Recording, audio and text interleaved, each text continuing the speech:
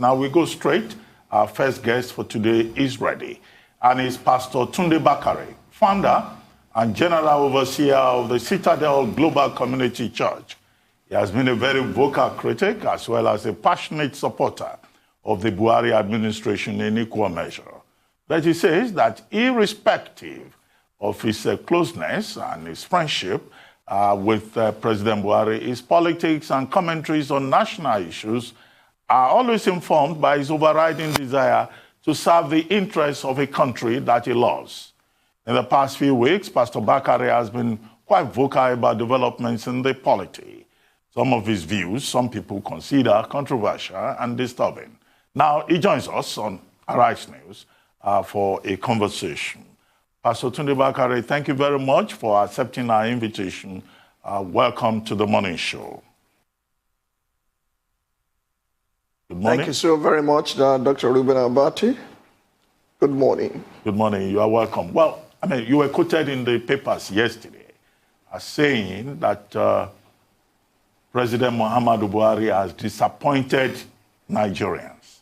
And that will probably be your strongest, most direct public criticism of President Buhari and the administration. In the past, you used to say, where you have direct access, having been his running mate in the 2011 presidential elections on the platform of the Congress for Progressive Change.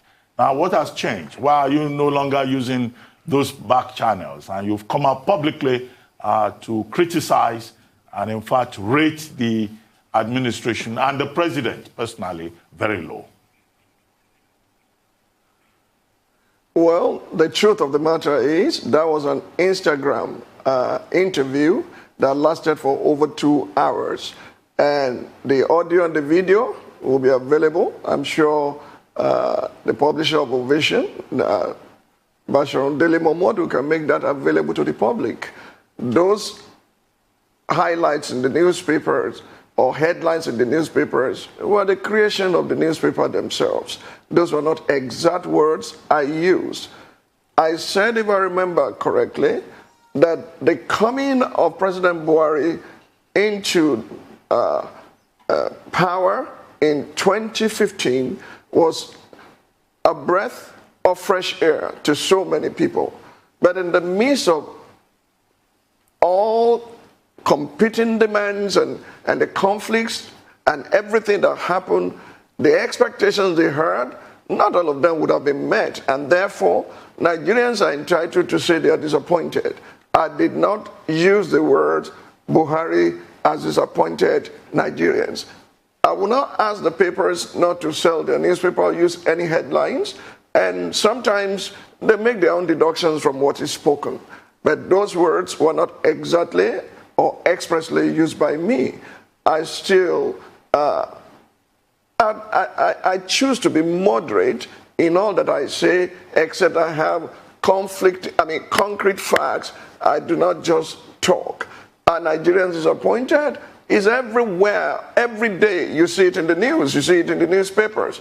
But when expectations are not met, people will express their frustrations. It is natural, it is normal. But that does not mean this administration has not done anything good at all, and therefore it should be consigned to the dustbin of history as a big disappointment. Those are not my words. Those were the headlines the papers chose to use. Well, Pastor Bakare, we'll take a quick commercial break. When we return, the conversation will continue. We'll be right back.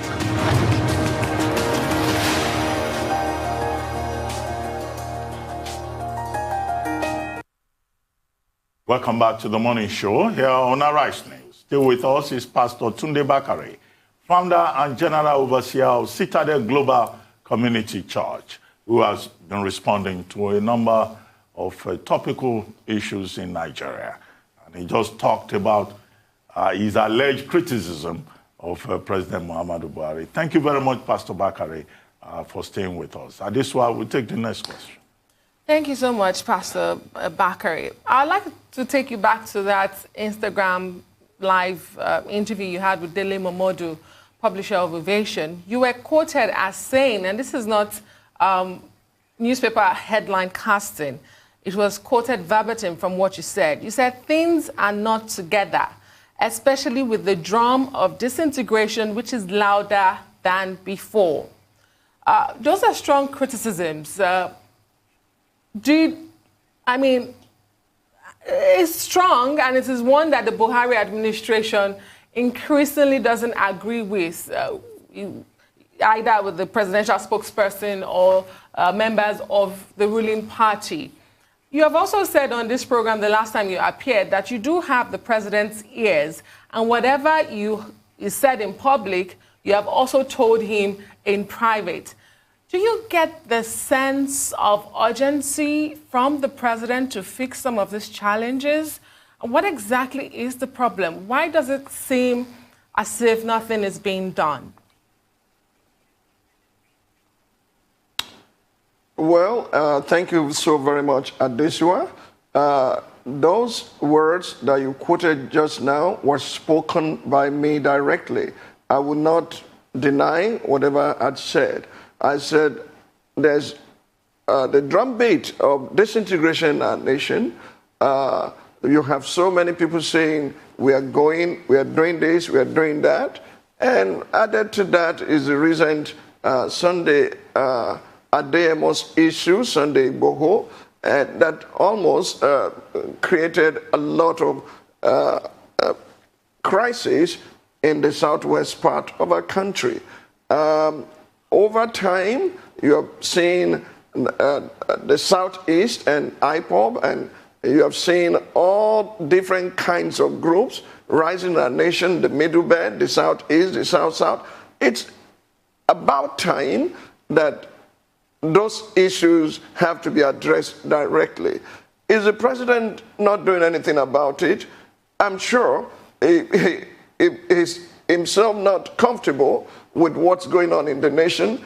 Any leader will be concerned about it, and is a commander-in-chief of the armed forces.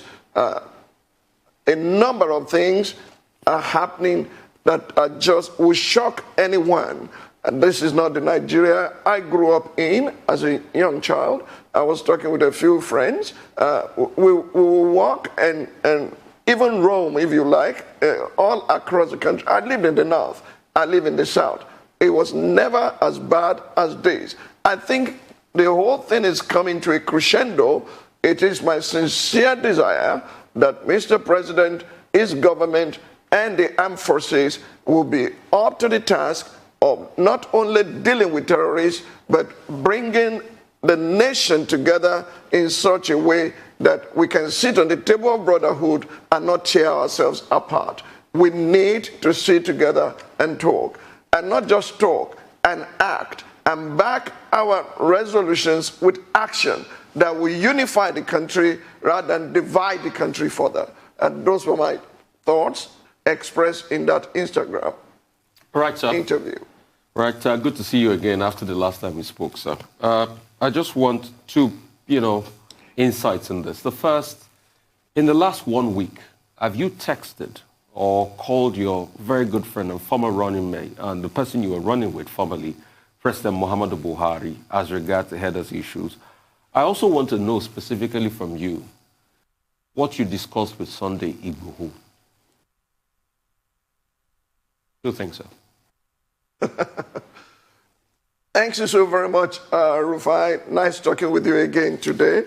I would say as late as last night, by the grace of God, I still had a chat with presidential aides to express my views and my thoughts.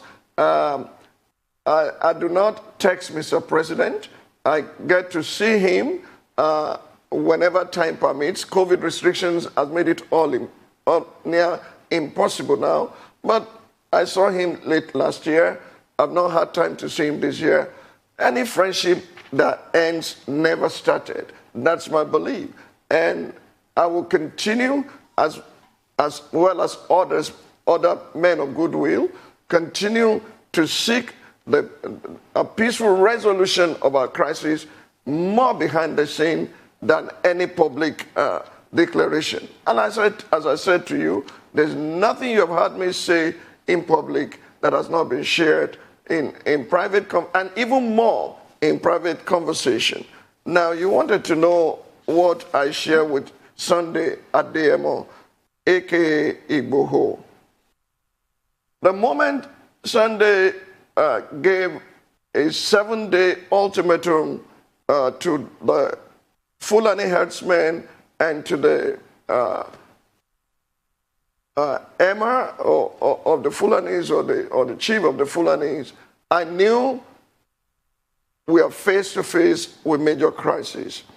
And so I heard him over and over again saying, former Governor Ladoja is my father, is my mentor, is the one that blessed me. So I knew if anybody has a mentor that can be approached, that mentor will be able to put a stop to anything that we consider excess. But as God will have it, while I was attempting to reach out to former Governor Ladoja, who I'd met personally in times past, and whose number I had, an avenue, an opening occurred through an AIG who happens to know someone that knows Sunday Igboho. So I placed a call, or they placed a call to him. He didn't pick it that time, but he left a message that I would like to speak with him. And he graciously called me and were able to speak. And we agreed that he will be coming to Lagos to meet with me alongside with some of his team. And I got some of our own people also ready, so that about 3, 4, 5 here and 5 from that end, we could sit and resolve this crisis. And he agreed totally. But the day he was to come, his father took ill, and he had to quickly rush him to the hospital in Iseyin somewhere.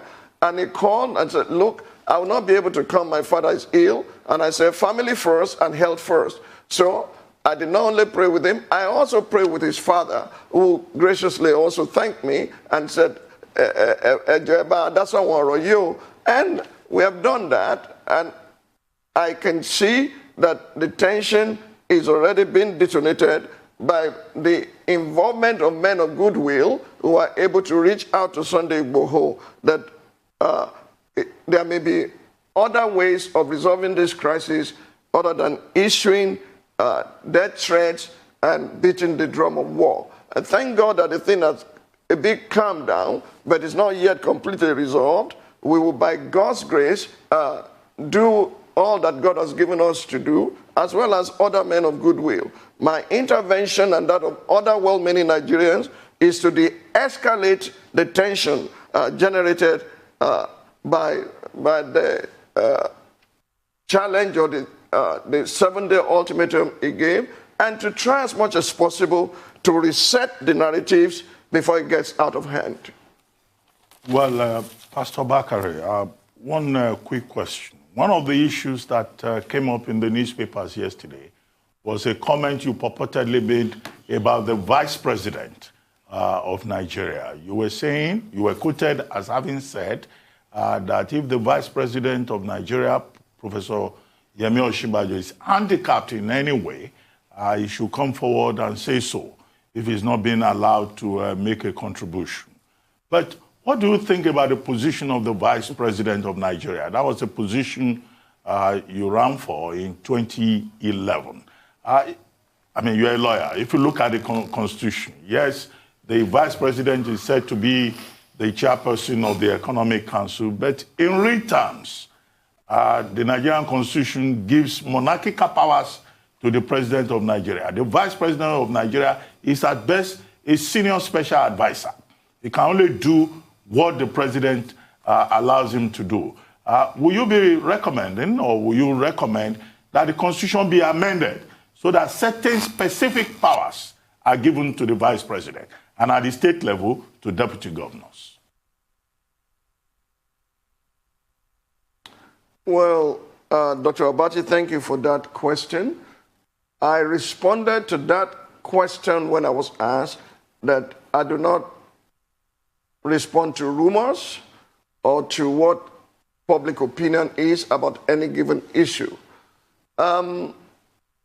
Specifically, the Constitution spells out the role of the vice president.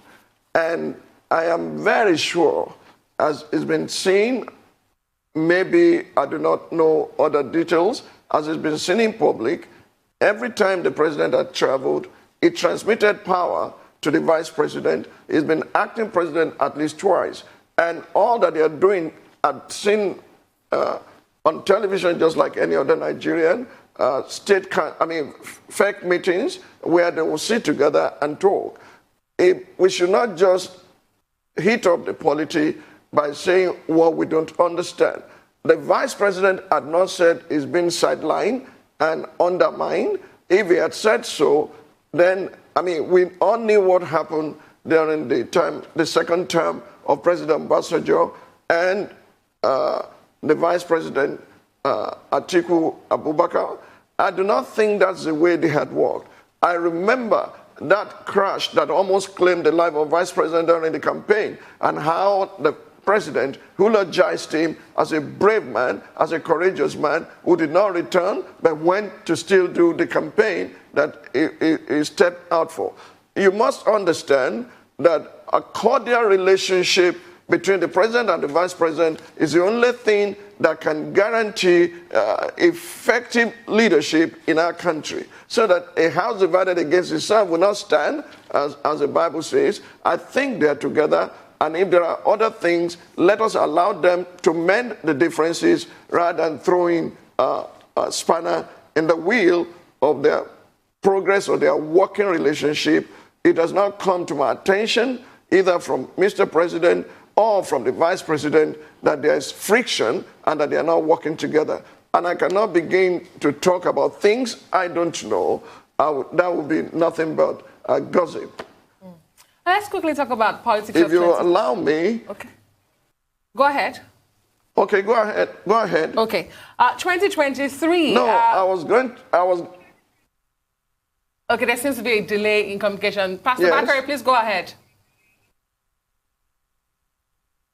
Well, I was going to say more about Sunday Adeye Must Matter. That's Sunday Igboho. Please, let's be very, very careful not to tear this country apart.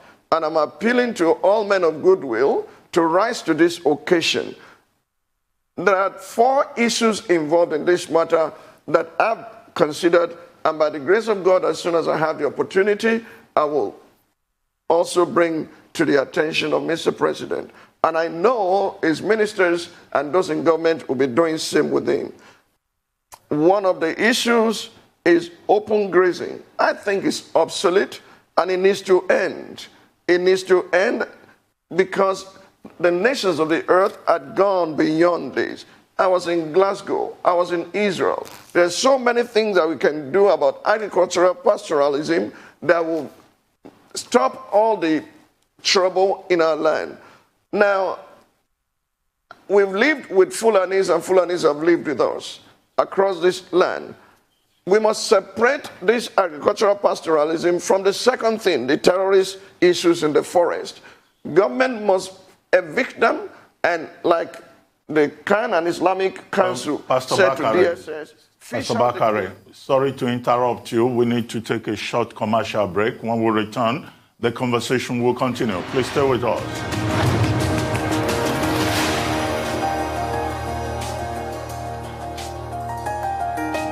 Welcome back to the morning show here on the Arise News channel. Still with us is Pastor Tunde Bakare, founder and general overseer of Citadel Global Community Church.